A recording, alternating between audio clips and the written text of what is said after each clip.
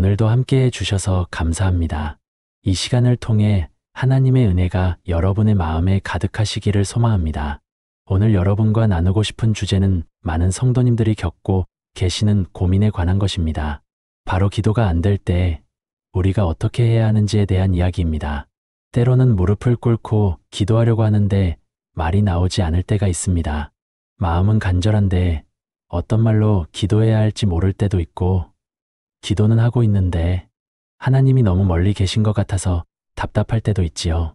이런 경험들은 우리 신앙생활에서 누구나 한 번쯤은 겪게 되는 일입니다.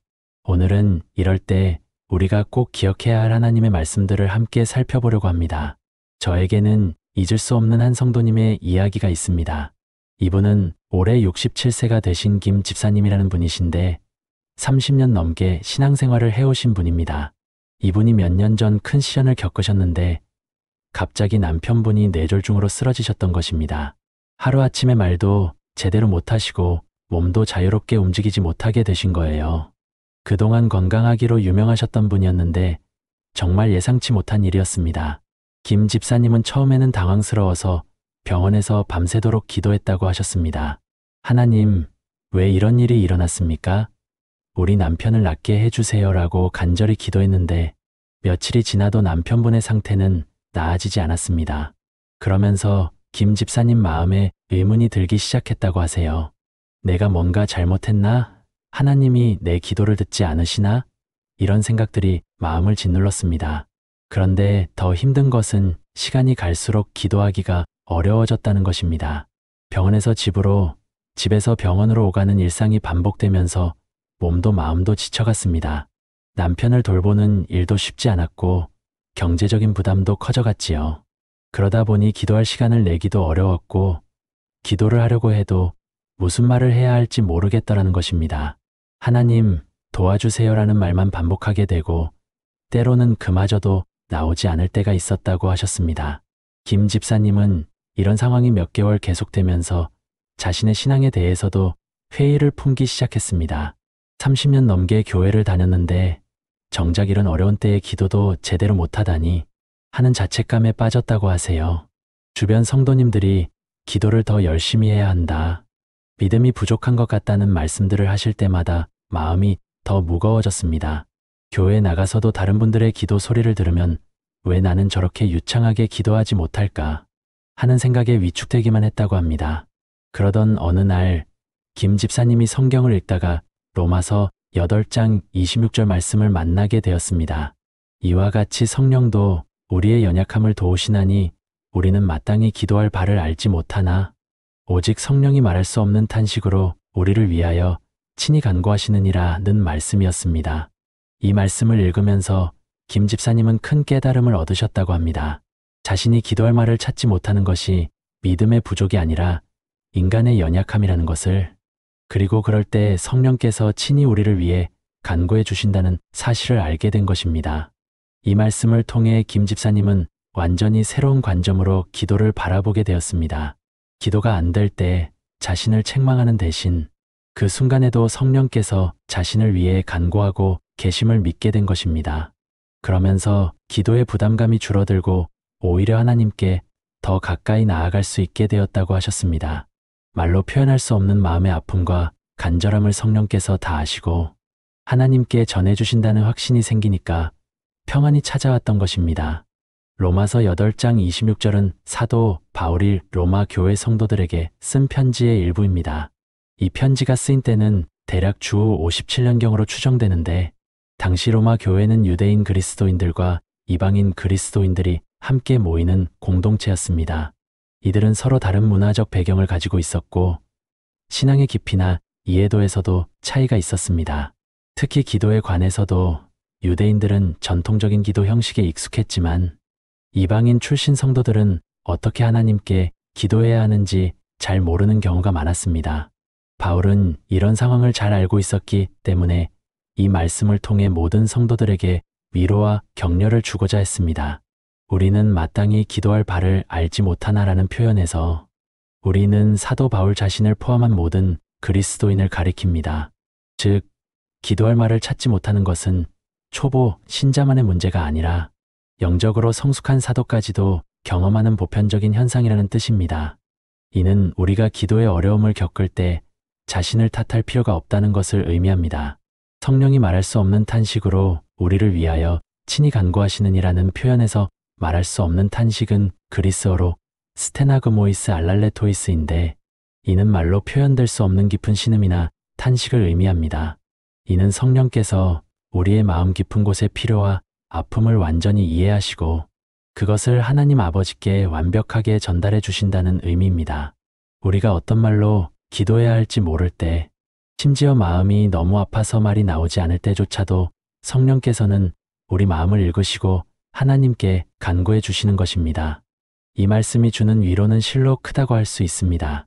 우리는 종종 기도할 때 완벽한 말을 해야 한다고 생각하거나 다른 사람들처럼 유창하게 기도해야 한다고 부담을 느낍니다.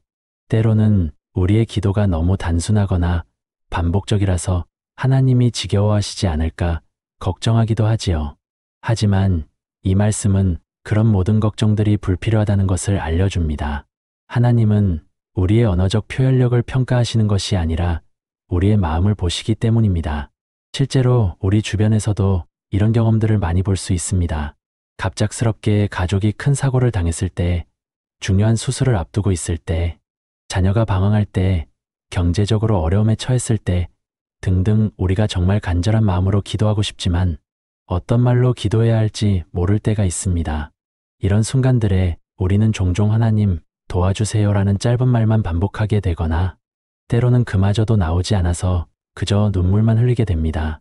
하지만 이 모든 순간들이 바로 성령께서 우리를 위해 간구해 주시는 시간들인 것입니다. 또 다른 성도님의 이야기를 들려드리겠습니다. 이분은 72세 되시는 박 권사님이신데 몇 해 전에 큰딸을 갑작스럽게 잃으셨습니다. 딸은 50세의 나이에 갑자기 심장마비로 세상을 떠났는데 전날까지만 해도 건강하게 전화통화를 했던 터라 박 권사님의 충격은 이루 말할 수 없었습니다. 40년 넘게 신앙생활을 해오신 분이지만 자녀를 먼저 보내는 아픔 앞에서는 그동안 쌓아온 모든 신앙의 지식이 무너지는 것 같았다고 하셨습니다. 장례를 치르는 동안 박 권사님은 하나님께 원망의 마음이 들기도 했지만 동시에 위로를 구하고 싶은 마음도 있었습니다. 하지만 기도를 하려고 하면 목이 메어서 말이 나오지 않았습니다. 하나님이라는 말조차 제대로 할 수 없었다고 하세요. 주변에서는 하나님의 뜻이 있을 것이다, 천국에서 먼저 기다리고 있다는 위로의 말들을 해주셨지만 박 권사님에게는 그런 말들마저 무겁게만 느껴졌습니다. 그런데 어느 날 새벽 잠에서 깨어 혼자 거실에 앉아 있는데 갑자기 눈물이 쏟아지기 시작했다고 합니다. 말로는 기도할 수 없었지만 그 눈물을 흘리면서 이상하게 마음에 평안이 찾아오는 것을 느꼈다고 하세요. 아무런 말도 하지 않았는데 하나님이 자신의 마음을 다 아신다는 확신이 들었고 성령께서 자신을 위해 기도해 주고 계신다는 생각이 문득 떠올랐다고 합니다. 그 순간 박 권사님은 자신이 말로 기도하지 못한다고 해서 하나님과의 관계가 단절된 것은 아니라는 것을 깨달았습니다.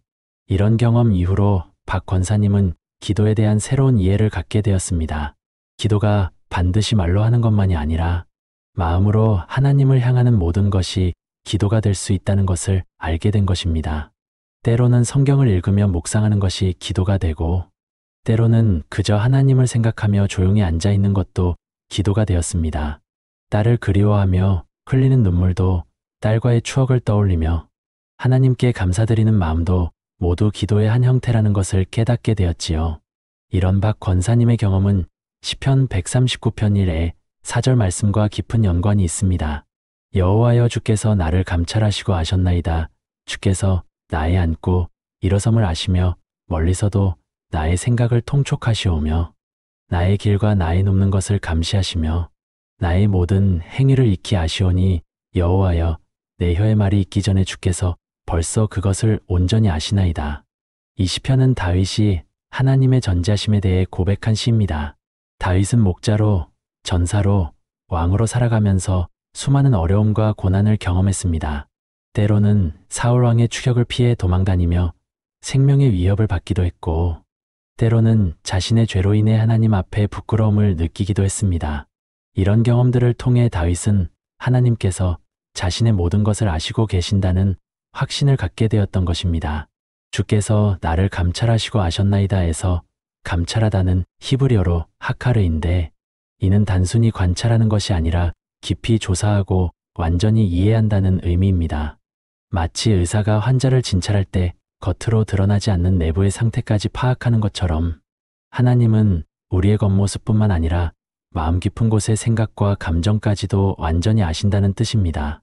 나의 앉고 일어섬을 아시면은 우리의 모든 일상적인 행동들을 하나님께서 지켜보고 계신다는 의미입니다. 앉는 것과 일어서는 것은 우리가 하루 종일 반복하는 가장 기본적인 동작들인데, 이런 사소한 것들까지도 하나님의 관심 안에 있다는 것입니다. 이는 우리가 특별한 순간에만 하나님의 관심을 받는 것이 아니라 평범한 일상의 모든 순간들이 하나님께 소중하다는 것을 의미합니다. 멀리서도 나의 생각을 통촉하시오면은 더욱 놀라운 표현입니다. 통촉하다는 히브리어로 빈인데, 이는 이해하다, 분별하다는 뜻입니다. 하나님은 우리가 아직 말로 표현하지도 않은 생각들, 심지어 우리 자신도 명확하게 인식하지 못하는 마음 깊은 곳의 생각들까지도 완전히 이해하신다는 것입니다. 이는 우리가 기도할 때 완벽한 언어로 설명하지 못해도 하나님께서는 우리의 의도와 필요를 정확히 아신다는 확신을 줍니다. 내 혀에 말이 있기 전에 주께서 벌써 그것을 온전히 아시나이다는 구절은 특히 기도와 관련해서 중요한 의미를 갖습니다. 우리가 기도하려고 준비하는 순간, 아니, 그보다 훨씬 전부터 하나님은 우리가 무엇을 기도하려 하는지 알고 계신다는 것입니다. 때로는 우리가 어떤 말로 기도해야 할지 몰라서 고민할 때가 있지만, 사실 하나님은 이미 우리의 필요와 간구를 다 아시고 계신 것입니다. 이런 하나님의 전지하심을 이해할 때 우리는 기도에 대한 새로운 자유를 경험하게 됩니다. 완벽한 문장을 만들어야 한다는 부담감에서 벗어나서 있는 그대로의 마음을 하나님께 드릴 수 있게 되는 것입니다. 마치 부모가 어린아이의 서툰 말에도 귀를 기울이고 그 마음을 이해해 주듯이, 하나님도 우리의 서툰 기도를 귀하게 받으시고 그 마음을 완전히 이해해 주시는 것입니다. 실제로 많은 성도님들이 이런 경험을 하고 계십니다. 특별히 연세가 드신 분들 중에는 젊을 때처럼 유창하게 기도하지 못한다고 걱정하시는 분들이 계십니다. 기억력이 예전 같지 않아서 성경 구절도 정확하게 인용하지 못하고 말도 더듬거리게 될 때가 있다며 속상해하시는 분들도 있지요. 하지만 하나님은 우리의 언어 능력을 평가하시는 것이 아닙니다. 오히려 그런 연약함 속에서도 하나님을 찾는 마음 자체를 귀하게 보시는 것입니다. 기도가 안 될 때 우리가 기억해야 할 또 다른 중요한 말씀이 있습니다. 그것은 마태복음 6장 7에 8절의 말씀입니다. 또 기도할 때에 이방인과 같이 중언부언하지 말라. 그들은 말을 많이 하여야 들으실 줄 생각하느니라. 그러므로 그들과 같이 하지 말라. 구하기 전에 너희에게 필요한 것을 하나님 너희 아버지께서 아시느니라. 이 말씀은 예수님께서 제자들에게 기도에 대해 가르쳐 주시면서 하신 말씀입니다. 당시 유대 사회에서는 기도를 길고 화려하게 하는 것이 경건의 표시라고 여겨지는 경향이 있었습니다. 바리새인들은 사람들이 보는 앞에서 길고 복잡한 기도를 하며 자신들의 경건함을 과시하곤 했습니다. 또한 이방인들은 자신들의 신에게 기도할 때 같은 말을 계속 반복하거나 큰 소리로 외쳐야 신이 들어준다고 믿었습니다. 하지만 예수님은 이런 기도 방식을 경계하라고 말씀하셨습니다. 중언부언이라는 표현은 그리스어로 바톨로게오인데, 이는 의미 없는 말의 반복이나 공허한 수다를 의미합니다. 하나님께 기도할 때는 말의 양이나 화려함이 중요한 것이 아니라 진실한 마음이 중요하다는 것입니다. 더 중요한 것은 구하기 전에 너희에게 필요한 것을 하나님 너희 아버지께서 아시느니라는 말씀입니다. 이는 우리가 기도를 통해 하나님께 정보를 제공해야 한다거나 하나님을 설득해야 한다는 생각이 잘못되었다는 것을 보여줍니다.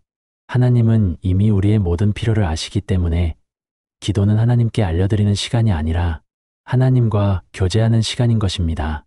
이 말씀이 주는 위로는 정말 큽니다. 우리가 기도할 때 모든 상황을 자세히 설명해야 한다거나 완벽한 논리로 우리의 필요를 증명해야 한다는 부담감에서 벗어날 수 있게 해주기 때문입니다. 때로는 우리 마음이 너무 복잡하고 아파서 어디서부터 기도해야 할지 모를 때가 있습니다. 하지만 하나님은 이미 우리의 모든 상황과 필요를 아시기 때문에 우리는 그저 아버지라고 부르는 것만으로도 충분한 기도를 하는 것입니다. 한 성도님은 이런 간증을 해주셨습니다. 이분은 몇 년 전에 사업이 어려워져서 큰 빚을 지게 되었는데 그 스트레스로 인해 잠도 제대로 못 자고 식욕도 잃어버리는 상황이 되었습니다. 교회에 나가서 기도하려고 해도 머릿속이 복잡해서 집중이 안 되고 기도 제목도 너무 많아서 어디서부터 시작해야 할지 모르겠더라는 것입니다. 경제적인 문제도 해결해 달라고 기도해야 하고 건강도 지켜달라고 기도해야 하고 가족들이 걱정하지 않게 해달라고도 기도해야 하는데 이런저런 것들을 다 기도하려니까 오히려 기도가 부담스러워졌다고 하셨습니다. 그런데 어느 날 새벽 기도회에 나갔는데 목사님이 바로 이 마태복음 6장 말씀을 가지고 설교를 하셨다고 합니다. 하나님 아버지는 여러분의 모든 필요를 이미 아십니다. 그러니 복잡하게 생각하지 마시고 그저 아버지께 나아가세요라는 말씀을 듣는 순간 마음에 큰 해방감이 느껴졌다고 하세요. 그 이후로는 기도할 때 하나님 아버지, 제가 너무 힘듭니다. 아버지가 다 아시니 도와주세요라는 간단한 기도를 하게 되었는데 오히려 그런 기도가 더 진실하고 평안하다는 것을 경험하게 되었다고 합니다. 이처럼 기도가 안 될 때 우리가 기억해야 할 것은 기도의 본질이 무엇인지를 다시 생각해 보는 것입니다. 기도는 하나님께 우리의 필요를 알려드리는 것이 아니라 이미 우리를 사랑하시고 우리의 모든 것을 아시는 하나님 아버지께 나아가는 것입니다. 때로는 말이 많지 않아도 되고 때로는 완벽한 문장이 아니어도 됩니다. 중요한 것은 하나님을 향한 우리의 마음이 진실하다는 것입니다. 또한 우리가 기도할 말을 찾지 못할 때도 성령께서 우리를 위해 간구해 주신다는 것을 믿어야 합니다. 우리의 연약함과 부족함이 기도의 장애물이 되는 것이 아니라 오히려 성령의 도우심을 경험하는 기회가 되는 것입니다. 이런 믿음을 가질 때 우리는 기도에 대한 부담감에서 벗어나서 더욱 자유롭고 진실하게 하나님께 나아갈 수 있게 됩니다. 여러분도 혹시 기도가 안 되어서 고민이신가요? 그렇다면 오늘 이 말씀들을 기억해 주시기 바랍니다. 여러분의 기도가 서툴러도 짧아도 때로는 말이 나오지 않아도 하나님은 여러분의 마음을 온전히 아시고 받아주시는 분이십니다. 그리고 성령께서 여러분을 위해 친히 간구해 주고 계신다는 것을 믿으시기 바랍니다. 앞으로 계속해서 기도가 안 될 때 우리가 어떻게 해야 하는지, 그리고 이런 어려움을 통해 오히려 더 깊은 신앙의 경험을 할 수 있는지에 대해 더 자세히 나누어 보겠습니다. 그리고 또 하나의 깊은 이야기를 여러분께 나누고 싶습니다. 우리가 기도할 때 마주하게 되는 또 다른 중요한 진실에 관한 이야기입니다. 한 성도님의 이야기가 있습니다. 이분은 평생을 하나님을 섬기며 살아오신 70대의 어르신이셨습니다. 젊은 시절부터 교회에서 충성스럽게 봉사하시고 새벽 기도도 빠지지 않으시며 11조도 정성껏 드리시는 분이셨죠. 그런데 어느 날 갑자기 큰 시련이 찾아왔습니다. 오랫동안 함께 신앙생활을 해온 남편이 중병에 걸리게 된 것입니다.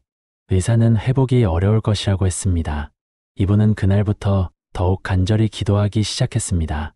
새벽마다 교회에 나가서 눈물로 기도하고 금식하며 기도하고 밤잠을 이루지 못하며 기도했습니다. 하지만 남편의 병세는 나아지지 않았고 오히려 점점 더 악화되어 갔습니다. 이분은 점점 혼란스러워졌습니다. 내가 뭘 잘못했을까? 하나님께서 내 기도를 듣지 않으시는 걸까? 내 믿음이 부족한 건가? 이런 생각들이 머릿속을 맴돌았습니다. 그러던 어느 날 밤 깊은 고민에 빠져 성경을 펼쳤을 때 한 구절이 그분의 마음을 깊이 울렸습니다. 바로 그 순간부터 이분의 기도가 완전히 달라지기 시작했습니다. 더 이상 자신의 요구를 관철시키려는 기도가 아니라 하나님의 뜻을 구하는 기도로 변화된 것입니다.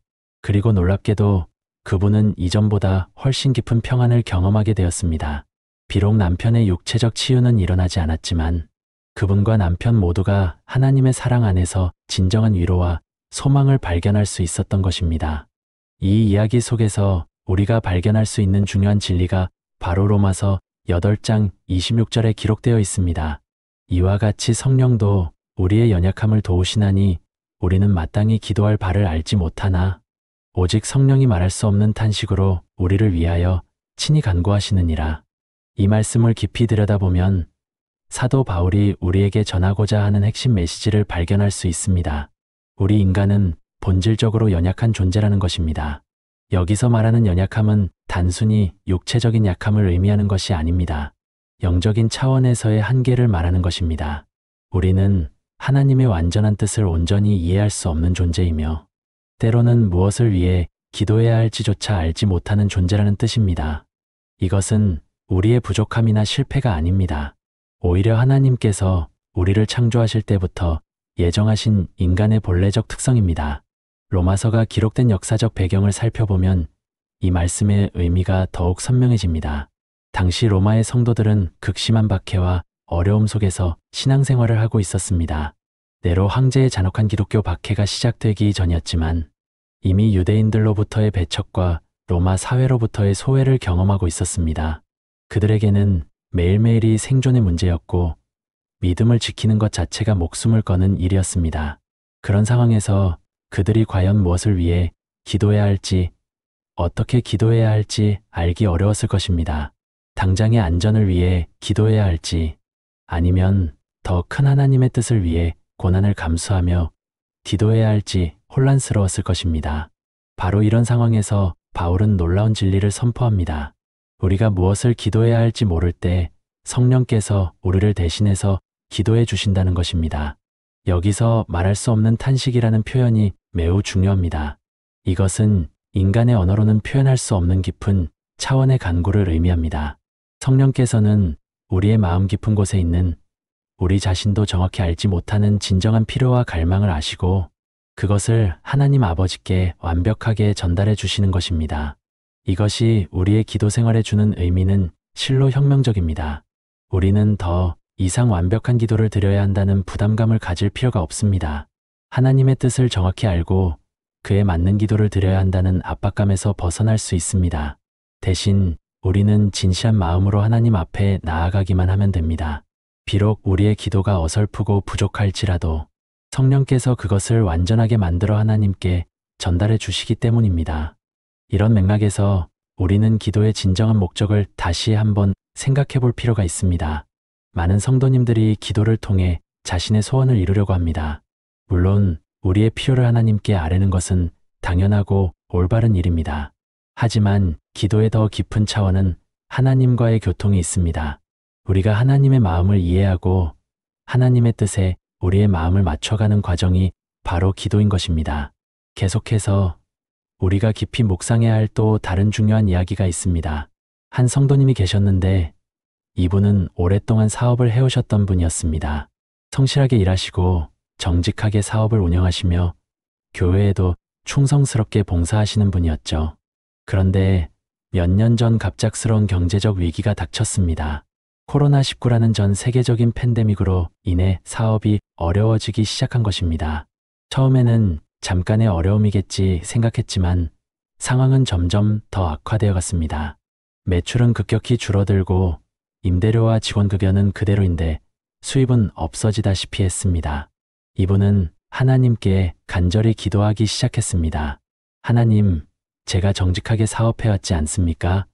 교회에도 충성스럽게 섬겨왔지 않습니까? 제발 이 어려움에서 건져주세요. 매일 새벽마다 엎드려 기도하고 금식하며 기도했습니다. 하지만 상황은 전혀 나아지지 않았습니다. 오히려 더 큰 어려움들이 연속으로 찾아왔습니다. 주요 거래처에서 계약을 해지한다고 통보해왔고 은행에서는 대출 연장을 거부했습니다. 이분은 점점 더 절망적이 되어갔습니다. 그러던 어느 날 이분은 자신의 기도 방식에 대해 깊이 성찰하게 되었습니다. 지금까지 자신이 드린 기도들을 돌이켜보니 대부분이 자신의 뜻을 하나님께 관철시키려는 기도였다는 것을 깨달았습니다. 하나님, 제 사업을 살려주세요. 제 뜻대로 해주세요 라는 기도였던 것입니다. 그때 이분의 마음에 예수님의 기도가 떠올랐습니다. 겟세마네 동산에서 드린 그 유명한 기도 말입니다. 그 순간부터 이분의 기도가 완전히 달라지기 시작했습니다. 더 이상 자신의 계획을 고집하지 않고 하나님의 뜻이 무엇인지를 구하는 기도를 드리기 시작했습니다. 그리고 놀랍게도 그 과정에서 새로운 길이 보이기 시작했습니다. 기존 사업을 정리하고 완전히 새로운 분야에 도전하게 된 것입니다. 처음에는 두려웠지만 하나님께서 단계별로 길을 열어주시는 것을 경험할 수 있었습니다. 결과적으로 이분은 이전보다 더 안정적이고 의미 있는 일을 하게 되었고, 무엇보다 하나님과 더 깊은 관계를 맺을 수 있었습니다. 이 이야기를 통해 우리는 마태복음 26장 39절의 깊은 의미를 발견할 수 있습니다. 조금 나아가사 얼굴을 땅에 대고 엎드려 기도하여 이르시되, 내 아버지여, 만일 할 만하시거든 이 잔을 내게서 지나가게 하옵소서.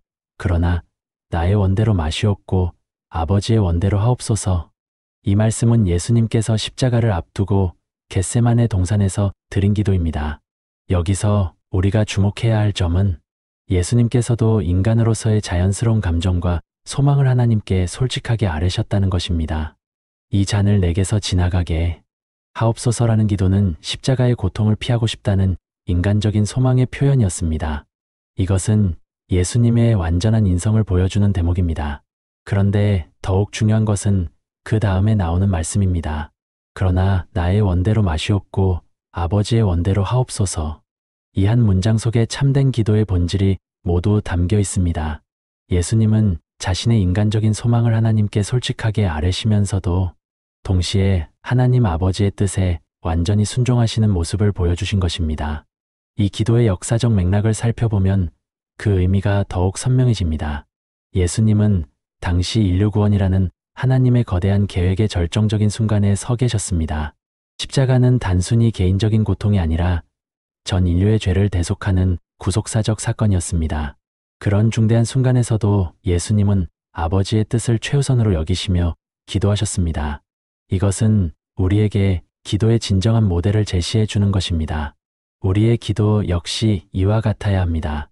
우리의 필요와 소망을 하나님께 솔직하게 아뢰되 동시에 하나님의 뜻이 우선되어야 한다는 것을 인정해야 합니다.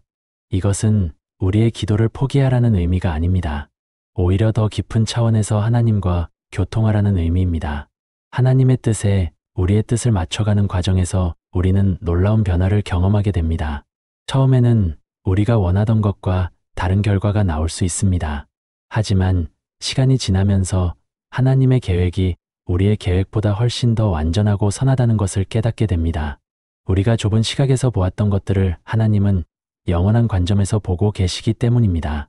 이런 관점에서 볼 때 기도응답이 지연되거나 우리가 원하는 방식과 다르게 나타날 때도 실망할 필요가 없습니다.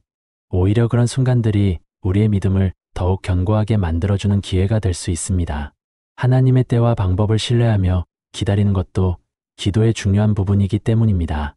이어서 말씀드리고 싶은 또 다른 깊은 이야기가 있습니다. 어떤 성도님의 이야기인데 이분은 평생 남을 위해 살아오신 분이었습니다. 어려운 이웃을 도우시고 교회에서도 묵묵히 봉사하시며 가정에서도 헌신적인 어머니이자 아내로 살아오셨습니다. 그런데 나이가 들면서 건강에 문제가 생기기 시작했습니다. 처음에는 가벼운 질병이라고 생각했는데 검사 결과 심각한 병이라는 진단을 받게 되었습니다. 의사는 적극적인 치료를 받으면 완치 가능성이 있다고 했지만 치료 과정이 매우 힘들 것이라고 말했습니다. 이분은 처음에 당황스러웠습니다. 내가 평생 착하게 살았는데 왜 이런 일이 생기는 거지? 하나님은 어디 계시는 거야? 이런 생각들이 머릿속을 어지럽게 만들었습니다. 하지만 곧 마음을 다잡고 기도하기 시작했습니다. 하나님, 저를 고쳐주세요. 제가 아직 할 일이 많이 남아 있습니다. 손자들도 돌봐야 하고 교회 일도 해야 하고 매일같이 치유를 위해 간절히 기도했습니다. 주변 사람들도 함께 기도해 주었습니다. 하지만 치료 과정은 예상보다 훨씬 더 힘들었습니다. 몸은 점점 더 쇠약해졌고 부작용으로 인한 고통도 심했습니다. 이분은 점점 더 절망적이 되어갔습니다. 내 기도가 하늘까지 닿지 않는 건 아닐까? 하나님께서 내 기도를 듣지 않으시는 건 아닐까? 그러던 어느 날 밤 잠을 이루지 못하고 뒤척이다가 문득 한 구절이 마음에 떠올랐습니다. 고린도후서 12장 9절의 말씀이었습니다. 내 은혜가 내게 족하니 이는 내 능력이 약한 데서 온전하여짐이라. 그 순간 이분의 마음에 이상한 평안이 찾아왔습니다. 하나님께서 자신에게 주시는 은혜가 무엇인지 조금씩 이해하기 시작한 것입니다. 그때부터 이분의 기도가 달라지기 시작했습니다. 더 이상 단순히 병의 치유만을 구하는 것이 아니라 이 시간을 통해 하나님께서 자신에게 무엇을 말씀하시려는지를 구하는 기도로 변화되었습니다. 그리고 놀랍게도 그 과정에서 이분은 이전에 경험해보지 못했던 하나님의 은혜를 체험하기 시작했습니다. 육체적인 고통은 여전히 있었지만 영적으로는 전에 없던 깊은 평안과 기쁨을 경험할 수 있었습니다. 더욱 놀라운 것은 이분을 통해 주변 사람들이 큰 은혜를 받기 시작했다는 것입니다. 병상에서도 변함없이 밝은 모습을 보이시며 오히려 문병, 온 사람들을 위로해 주시는 이분의 모습을 보고 많은 사람들이 감동을 받았습니다. 어떤 분들은 이분의 모습을 통해 참된 믿음이 무엇인지를 깨닫고 교회에 나오기 시작했습니다. 결국 이분은 육체적 치유도 경험하셨지만 그보다 더 큰 영적인 성수를 이루실 수 있었습니다. 이 이야기는 사도 바울의 경험과 매우 유사합니다. 고린도후서 12장에 기록된 바울의 가시 경험 말입니다. 바울은 자신에게 주어진 육체의 가시로 인해 3번이나 하나님께 기도했습니다. 이 가시가 구체적으로 무엇이었는지는 명확하지 않지만 바울에게는 매우 고통스러운 것이었음은 분명합니다. 바울은 이 가시를 제거해 달라고 간절히 기도했습니다. 그는 하나님의 사도로서 복음을 전하는 일에 전념해야 하는데 이 육체적 연약함이 그 사명을 방해한다고 생각했을 것입니다.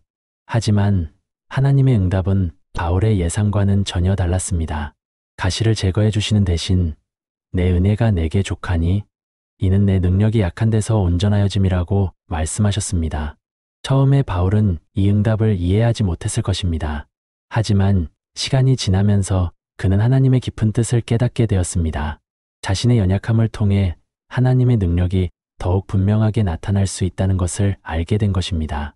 만약 바울이 모든 면에서 완벽했다면 사람들이 그의 능력에만 주목했을지도 모릅니다.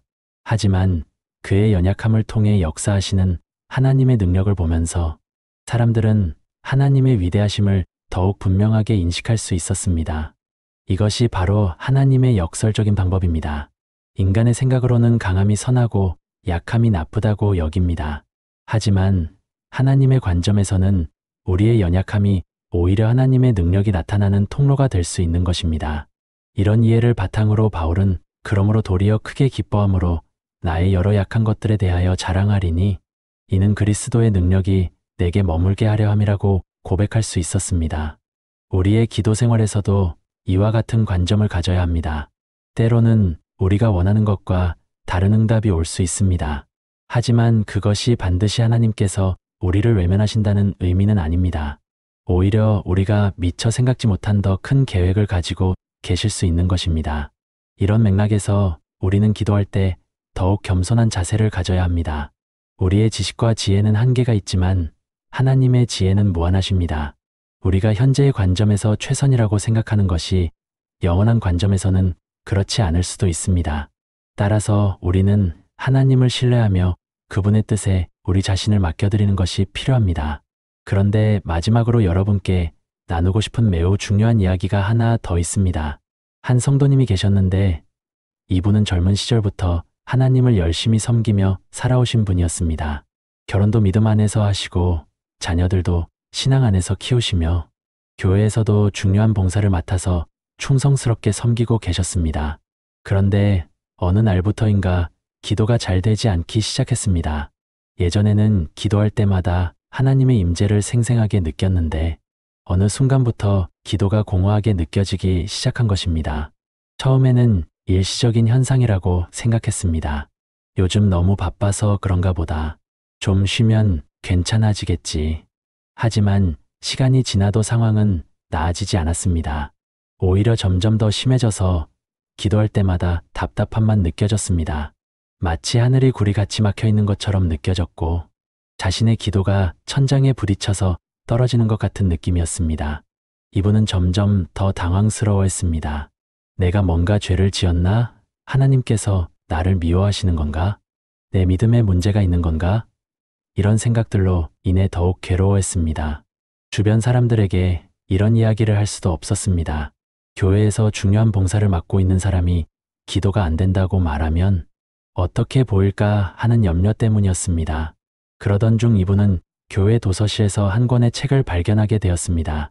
그 책에는 신앙의 여러 단계에 대한 내용이 담겨 있었는데 그 중에서도 영적 침묵의 시기에 대한 부분이 이분의 마음을 깊이 울렸습니다. 그 책에서는 모든 신실한 신앙인들이 인생의 어느 시점에서 이런 경험을 하게 된다고 설명하고 있었습니다. 이것이 하나님의 버림이나 징계가 아니라 오히려 더 깊은 신앙으로 나아가기 위한 하나님의 특별한 훈련 과정이라는 것이었습니다. 그 순간 이분의 마음에 큰 위로가 찾아왔습니다. 자신만 겪는 특별한 문제가 아니라 많은 신앙인들이 거쳐가는 보편적인 과정이라는 것을 알게 된 것입니다. 그때부터 이분은 이 시기를 다른 관점으로 바라보기 시작했습니다. 하나님께서 자신을 포기하신 것이 아니라 오히려 더 성숙한 신앙인으로 만들어 가시는 과정이라고 받아들이게 된 것입니다. 그리고 실제로 그런 관점에서 이 시기를 보내면서 이분은 이전과는 다른 차원의 신앙을 경험하게 되었습니다. 감정이나 느낌에 의존하지 않고도 하나님을 신뢰할 수 있는 믿음을 갖게 된 것입니다. 기도할 때 특별한 감동이 없어도 하나님께서 자신의 기도를 들어주신다는 것을 믿을 수 있게 되었습니다. 이것이야말로 더욱 성숙한 신앙의 모습이었습니다. 이런 경험을 성경은 여러 곳에서 언급하고 있습니다. 특히 시편 13편 1에 2절에서 다윗이 고백한 내용을 보면 여호와여 어느 때까지니까 나를 영원히 잊으시나이까 주의 얼굴을 나에게서 어느 때까지 숨기시겠나이까 내가 어느 때까지 내 마음에 걱정하며 종일토록 마음에 근심하겠나이까 라고 되어 있습니다. 다윗조차도 하나님의 침묵을 경험했던 것입니다. 하나님께서 자신을 잊으신 것 같고 얼굴을 숨기시는 것 같다고 고백하고 있습니다. 그런데 중요한 것은 이런 상황에서도 다윗이 기도를 포기하지 않았다는 점입니다. 오히려 더욱 솔직하게 자신의 마음을 하나님께 아뢰고 있습니다. 이것이 우리에게 주는 교훈은 매우 중요합니다. 기도가 잘 안 될 때도 포기하지 말아야 한다는 것입니다. 때로는 우리의 감정이나 느낌과 상관없이 믿음으로 기도해야 할 때가 있습니다. 하나님의 사랑과 관심은 우리의 감정 상태에 따라 변하지 않기 때문입니다. 또한 이런 시기는 우리의 신앙을 더욱 견고하게 만들어주는 기회가 됩니다. 감정적 은혜에만 의존하던 신앙에서 벗어나 순수한 믿음으로 하나님을 의지하는 신앙으로 성장할 수 있는 것입니다. 이것은 마치 어린아이가 성인으로 성장하는 과정과 같습니다. 어린아이는 부모의 관심과 사랑을 눈에 보이는 것으로만 판단하지만 성인이 되면 보이지 않는 부모의 사랑도 이해할 수 있게 됩니다. 우리의 신앙도 이와 마찬가지입니다. 초기에는 하나님의 사랑을 감정적으로 느껴야만 안심이 되지만 신앙이 성숙해지면 느낌이나 감정과 상관없이도 하나님의 변치 않는 사랑을 믿을 수 있게 됩니다. 이런 관점에서 볼 때 기도가 어려운 시기는 오히려 우리의 신앙이 한 단계 더 깊어질 수 있는 귀한 기회라고 할 수 있습니다. 그리고 또 하나의 소중한 이야기를 나누고 싶습니다. 기도가 막힐 때 우리가 반드시 기억해야 할 중요한 진리가 있습니다. 바로 하나님께서는 우리의 마음을 아신다는 것입니다. 얼마 전에 한 성도님을 만났습니다. 이분은 70대 초반의 권사님이셨는데 50년 넘게 신앙생활을 해오신 분이셨습니다.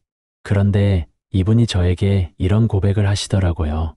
집사님, 요즘 기도가 참 어려워요. 예전에는 기도 시간이 그렇게 은혜롭고 달콤했는데 지금은 기도하려고 무릎을 꿇으면 머릿속이 하얗게 되면서 무슨 말을 해야 할지 모르겠어요. 하나님께서 제 기도를 들으실까 하는 의심도 들고요.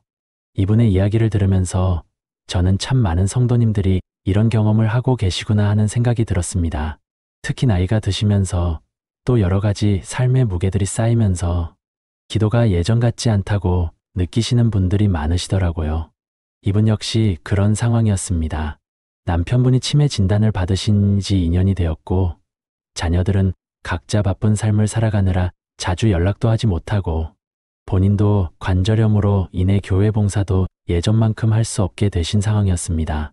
그런 가운데 기도 시간은 점점 짧아지고 기도 내용도 매번 비슷하고 무엇보다 하나님께서 정말 자신의 기도를 들으시는지에 대한 확신이 흔들리기 시작했다고 하셨습니다. 하나님, 제가 이렇게 믿음 없는 기도를 드려도 되는 건가요? 라는 질문을 계속하게 되더라는 거예요. 그래서 더욱 기도가 어려워지는 악순환이 반복되고 있었습니다. 그때 저는 이분에게 로마서 8장 26절 말씀을 나누어 드렸습니다. 이와 같이 성령도 우리의 연약함을 도우시나니 우리는 마땅히 기도할 바를 알지 못하나 오직 성령이 말할 수 없는 탄식으로 우리를 위하여 친히 간구하시느니라. 이 말씀이 얼마나 놀라운 위로가 되는지 아십니까? 바울 사도도 우리와 똑같은 고민을 했다는 것입니다. 마땅히 기도할 바를 알지 못한다고 말씀하고 있어요. 이것은 우리가 때로는 무엇을 기도해야 할지, 어떻게 기도해야 할지 모를 때가 있다는 것을 인정하는 말씀입니다. 그런데 여기서 중요한 것은 우리가 모를 때 성령께서 우리를 대신해서 기도해 주신다는 것입니다. 말할 수 없는 탄식으로라는 표현이 정말 의미 깊지 않습니까? 이것은 우리가 말로 표현할 수 없는 깊은 마음의 소원, 우리도 정확히 무엇인지 모르는 그 간절함을 성령께서 하나님 아버지께 전달해 주신다는 뜻입니다. 우리가 기도할 말을 찾지 못해도, 우리가 어떻게 기도해야 할지 몰라도 성령께서 우리의 마음을 아시고 대신 기도해 주시는 것입니다. 이 말씀의 배경을 생각해 보면 더욱 감동적입니다. 로마서 8장은 성령의 사역에 대해 설명하는 장입니다. 특히 이 부분은 그리스도인의 고난과 영광에 대해 이야기하는 맥락 속에서 나오는 말씀입니다. 바울은 현재의 고난이 장차 우리에게 나타날 영광과 비교할 수 없다고 말한 후 피조물도 하나님의 아들들이 나타나기를 고대한다고 말합니다. 그리고 우리 자신도 성령의 처음 익은 열매를 가진 자로서 속으로 탄식하며 양자될 것, 곧 우리 몸의 속량을 기다린다고 말하죠. 이런 상황에서 우리는 소망으로 구원을 받았지만 보이는 소망은 소망이 아니라고 합니다. 보지 못하는 것을 소망하면 참음으로 기다린다는 것입니다. 바로 이런 기다림의 상황, 참음의 시간, 탄식의 순간에 우리는 무엇을 어떻게 기도해야 할지 모를 때가 많다는 것입니다. 그런데 바로 그때 성령께서 우리의 연약함을 도우신다는 거예요. 여기서 연약함이라는 단어가 매우 중요합니다. 헬라어 언어로는 아스테네이아인데 이것은 단순히 약하다는 의미가 아니라 능력이 부족하다, 할 수 없다는 의미입니다. 즉, 우리가 기도에 있어서 능력이 부족하고 제대로 할 수 없을 때 성령께서 도와주신다는 뜻입니다. 그러니까 기도가 안 된다고 느끼는 것이 오히려 정상적인 그리스도인의 경험이라는 것입니다. 그 성도님께 이 말씀을 설명해 드리면서 저는 이렇게 말씀드렸습니다. 권사님, 기도가 안 된다고 느끼시는 그 마음 자체가 이미 성령님의 역사하심입니다. 기도하고 싶어 하시는 마음, 하나님과 교제하고 싶어 하시는 마음, 그것이 바로 성령님께서 심어주신 갈망입니다. 그리고 이어서 27절 말씀도 함께 나누었습니다. 마음을 살피시는 이가 성령의 생각을 아시나니 이는 성령이 하나님의 뜻대로 성도를 위하여 간구하심이니라. 이 말씀은 더욱 놀라운 진리를 보여줍니다. 하나님께서는 우리의 마음을 살피시는 분이라는 것입니다. 그리고 성령께서 우리를 위해 간구하실 때 그것은 하나님의 뜻에 따라 하신다는 것입니다. 이것이 무슨 뜻인지 아십니까? 우리가 기도할 말을 몰라도, 우리가 어떻게 기도해야 할지 확신이 서지 않아도 성령께서 하나님의 뜻에 정확히 맞는 기도를 우리 대신 해주신다는 것입니다. 그러니까 우리의 기도가 부족하다고 걱정할 필요가 없는 거예요. 오히려 우리가 기도하고 싶어하는 그 마음 자체가 이미 성령님의 역사이고 그 마음을 통해 성령님이 우리를 위해 완벽한 기도를 해주고 계신다는 것입니다. 계속해서 또 다른 중요한 이야기를 나누고 싶습니다. 기도가 막힐 때 우리가 꼭 기억해야 할 두 번째 진리는 바로 하나님께서는 우리의 중심을 보신다는 것입니다. 한 번은 60대 후반의 한 성도님이 저에게 이런 상담을 요청하셨습니다. 이분은 젊은 시절부터 교회에서 기도의 사람으로 알려진 분이셨어요. 새벽 기도도 빠지지 않고 금요 철야 기도도 늘 참석하시고 집에서도 매일 정해진 시간에 기도하시는 분이셨습니다.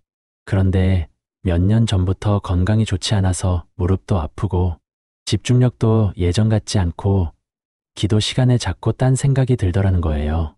특히 이분을 힘들게 했던 것은 예전에는 기도할 때 정말 하나님과 대화하는 것 같은 느낌이 있었는데 요즘은 그냥 혼자 중얼거리는 것 같다는 느낌이 든다는 것이었습니다. 하나님께서 정말 제 기도를 들으실까요? 제가 이렇게 산만하고 집중도 안 되는 기도를 드려도 하나님께서 받으실까요? 라고 물어보시더라고요. 그분의 고민을 들으면서 저는 사무엘상 16장 7절 말씀을 떠올렸습니다. 여호와께서 사무엘에게 이르시되 그의 용모와 키를 보지 말라. 내가 이미 그를 버렸노라. 내가 보는 것은 사람과 같지 아니하니 사람은 외모를 보거니와 나 여호와는 중심을 보느니라. 이 말씀은 사무엘이 다윗을 왕으로 기름 부을 때 하나님께서 하신 말씀입니다.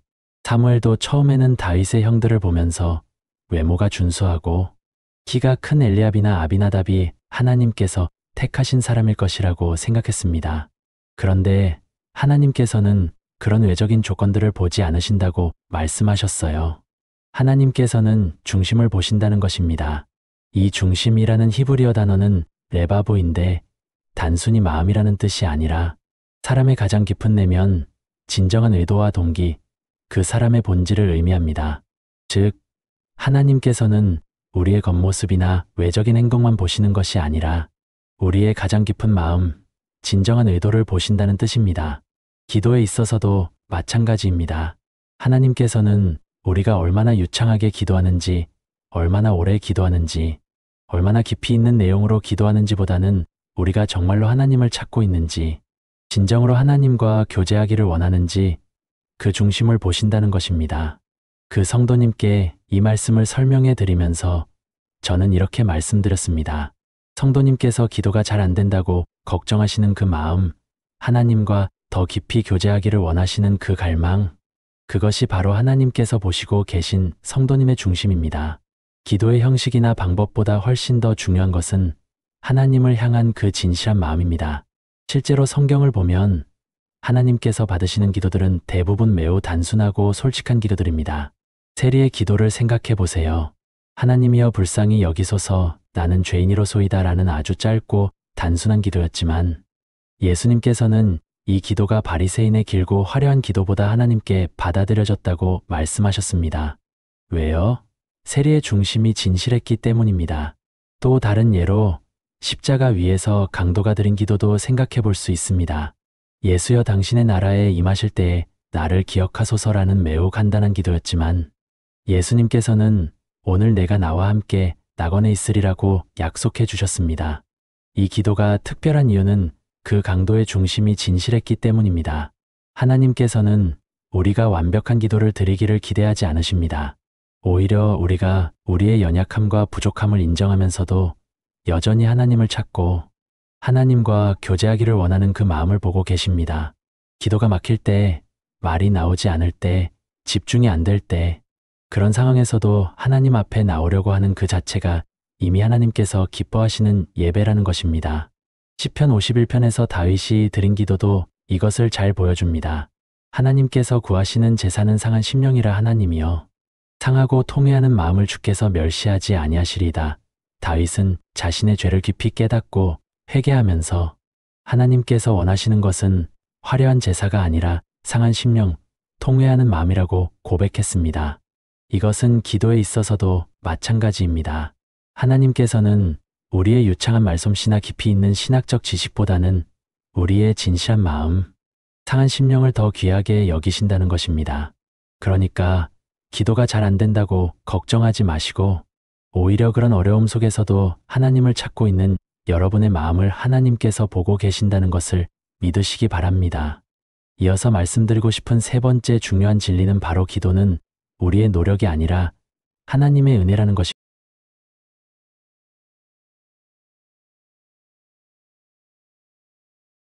님이셨는데 사업이 어려워지면서 경제적으로 많은 어려움을 겪고 계셨어요.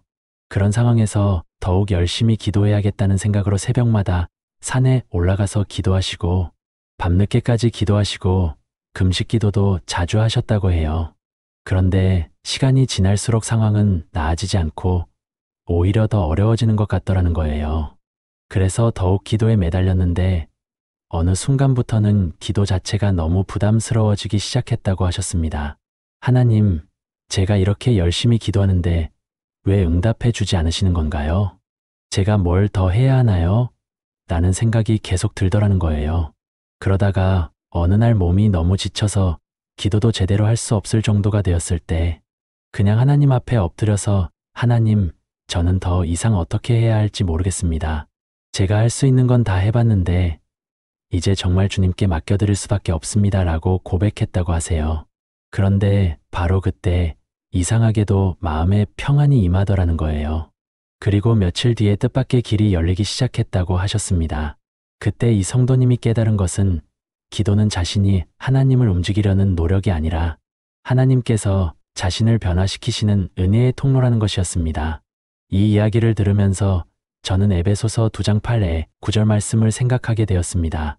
너희는 그 은혜에 의하여 믿음으로 말미암아 구원을 받았으니 이것은 너희에게서 난 것이 아니요 하나님의 선물이라 행위에서 난 것이 아니니 이는 누구든지 자랑하지 못하게 함이라. 구원이 우리의 행위가 아니라 하나님의 은혜라는 것처럼 기도도 마찬가지입니다.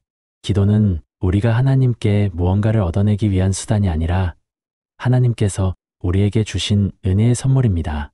우리가 하나님과 교제할 수 있다는 것 자체가 이미 놀라운 특권이고 은혜라는 것입니다. 히브리서 4장 16절 말씀도 이것을 잘 보여줍니다.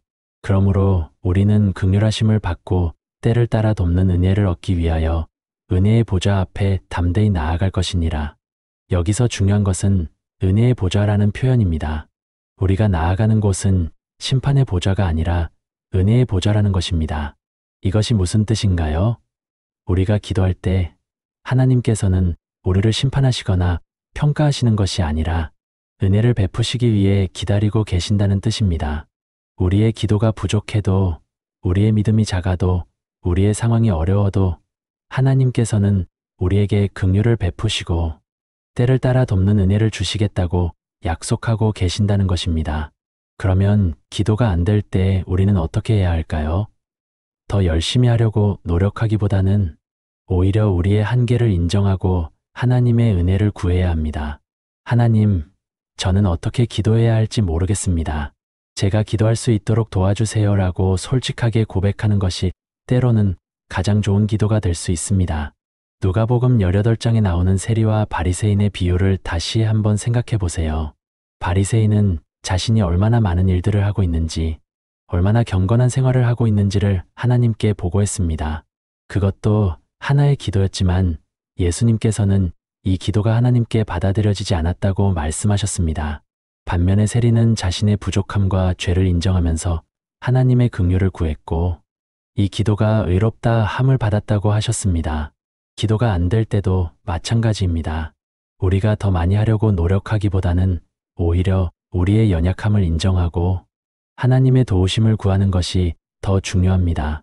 하나님, 제가 이렇게 기도도 제대로 못하는 연약한 사람이지만 그래도 주님을 사랑하고 주님과 교제하기를 원합니다. 도와주세요라고 기도하는 것이 때로는 가장 진실하고 아름다운 기도가 될 수 있는 것입니다. 마지막으로 4번째 이야기를 나누고 싶습니다. 기도가 막힐 때 우리가 기억해야 할 또 다른 중요한 진리는 바로 하나님께서는 우리와 함께 계신다는 것입니다. 작년에 한 성도님이 저에게 이런 고백을 하셨습니다. 이분은 60대 중반의 권사님이셨는데 몇 년 전에 남편분을 하늘나라로 보내신 분이셨어요. 남편분이 계실 때는 함께 기도도 하고 말씀도 나누고 신앙생활을 함께 했는데 혼자가 되고 나니까 모든 것이 달라졌다고 하시더라고요. 특히 기도할 때가 가장 외로웠다고 하셨어요. 집사님, 혼자 기도하려고 앉아 있으면 정말 혼자라는 느낌이 너무 강하게 들어요. 예전에는 남편과 함께 기도할 때 정말 하나님께서 함께 계시는구나 하는 느낌이 있었는데 이제는 그냥 혼자 중얼거리는 것 같아요. 하나님께서 정말 저와 함께 계신 건가요? 이분의 이야기를 들으면서 저는 마태복음 18장 20절 말씀을 떠올렸습니다. 두세 사람이 내 이름으로 모인 곳에는 나도 그들 중에 있느니라. 그런데 이 말씀을 잘못 이해하면 혼자 있을 때는 하나님께서 함께 계시지 않는 것처럼 생각할 수 있어요. 하지만 그런 게 아닙니다. 마태복음 28장 20절에서 예수님께서는 볼지어다. 내가 세상 끝날까지 너희와 항상 함께 있으리라고 약속하셨습니다. 여기서 너희와라는 표현은 단수가 아니라 복수입니다. 하지만 이것이 개인적인 동행을 부정하는 것은 아닙니다.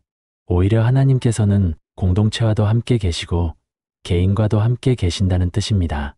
시편 139편을 보면 이것이 더욱 분명해집니다.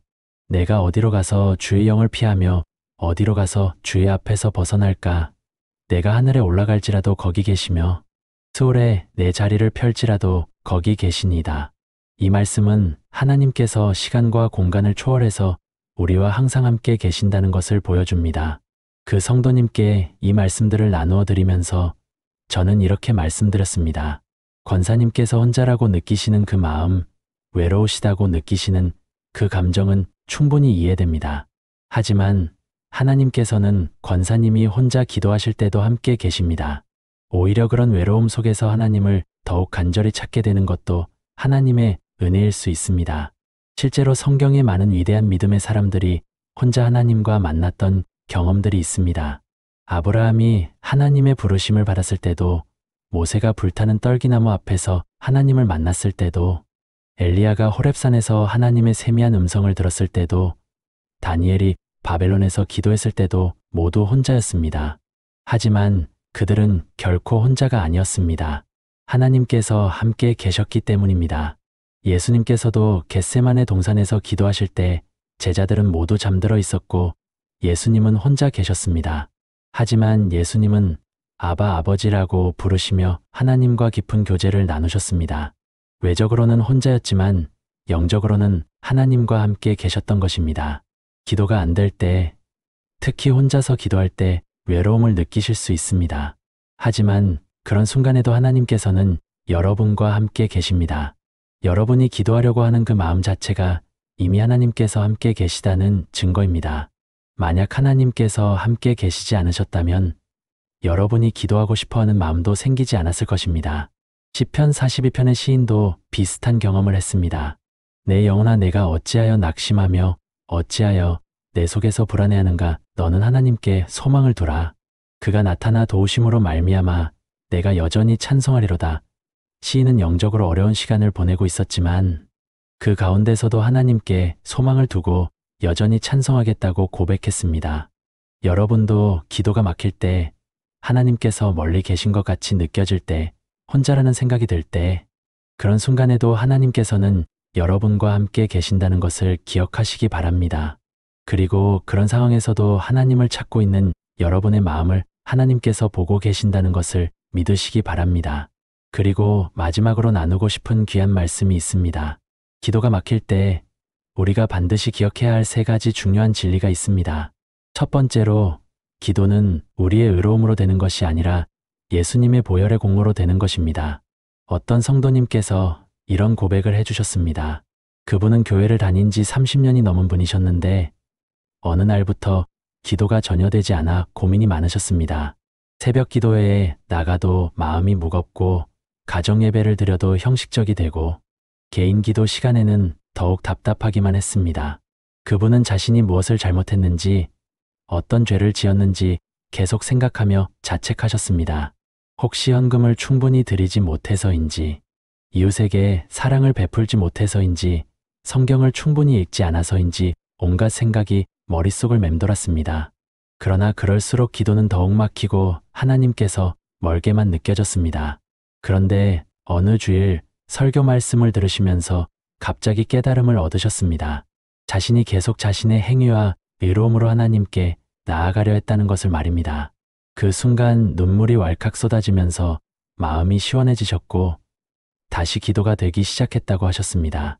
히브리서 4장 16절에서 이렇게 말씀하십니다. 그러므로 우리가 긍휼하심을 받고 때를 따라 돕는 은혜를 얻기 위하여 은혜의 보좌 앞에 담대히 나아갈 것이니라. 이 말씀에서 주목해야 할 것은 담대히 나아가라는 표현입니다. 담대함은 두려워하지 않고 확신을 가지고 나아가는 것을 의미합니다. 그런데 이 담대함의 근거가 무엇입니까? 우리의 선한 행위나 완전한 신앙이 아닙니다. 바로 예수 그리스도의 보혈의 공로입니다. 예수님께서 십자가에서 우리의 모든 죄를 담당하시고 이의 길을 열어주셨기 때문에 우리는 언제든지 하나님의 은혜의 보좌 앞에 담대히 나아갈 수 있는 것입니다. 우리가 완벽하지 않아도, 부족한 것이 많아도, 실수와 연약함이 있어도 예수님의 이름으로 기도할 수 있는 특권을 받았습니다. 이것이 바로 복음의 핵심입니다. 우리의 기도가 응답받는 이유는 우리가 훌륭해서가 아니라 예수님이 우리를 위해 완전한 제사를 드리셨기 때문입니다. 따라서 기도가 막힐 때 가장 먼저 해야 할 일은 예수님의 십자가를 바라보는 것입니다. 우리의 부족함을 자책하기보다는 예수님의 완전하심을 의지하고 그 이름으로 담대히 하나님께 나아가시기 바랍니다. 두 번째로, 기도의 응답은 하나님의 때와 방법이 있다는 것을 믿어야 합니다. 한 성도님의 이야기를 들려드리겠습니다. 그분은 사업을 하시는 분이었는데 갑작스럽게 큰 어려움에 처하게 되었습니다. 거래처에서 대금 지불을 미루면서 자금난이 심각해졌고 직원들 급여도 제때 주지 못하는 상황이 되었습니다. 그분은 밤잠을 이루지 못하며 간절히 기도했습니다. 하나님, 제발 이 어려움에서 구해주세요.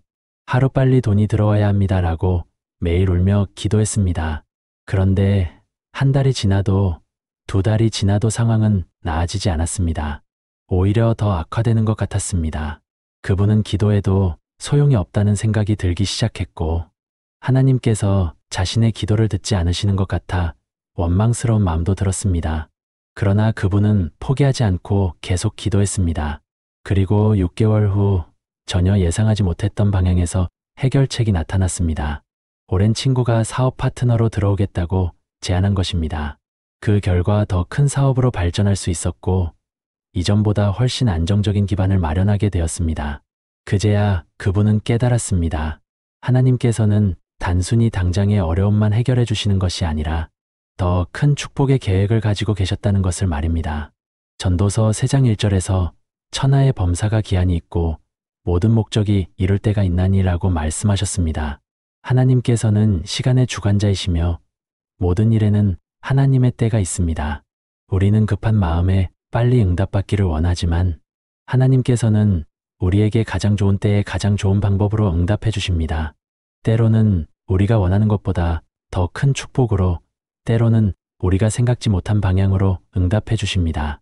이사야 55장 8에 9절에서 내 생각은 너희의 생각과 다르며 내 길은 너희의 길과 다름이니라.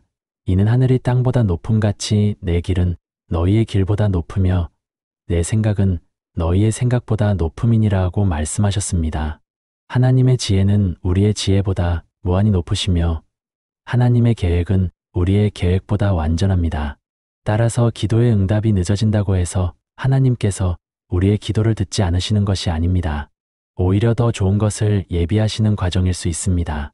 우리는 인내하며 기다리는 법을 배워야 합니다. 성급한 마음을 내려놓고 하나님의 때를 신뢰하며 계속해서 기도해야 합니다. 세 번째로, 기도는 하나님과의 깊은 교제의 시간이라는 것을 기억해야 합니다.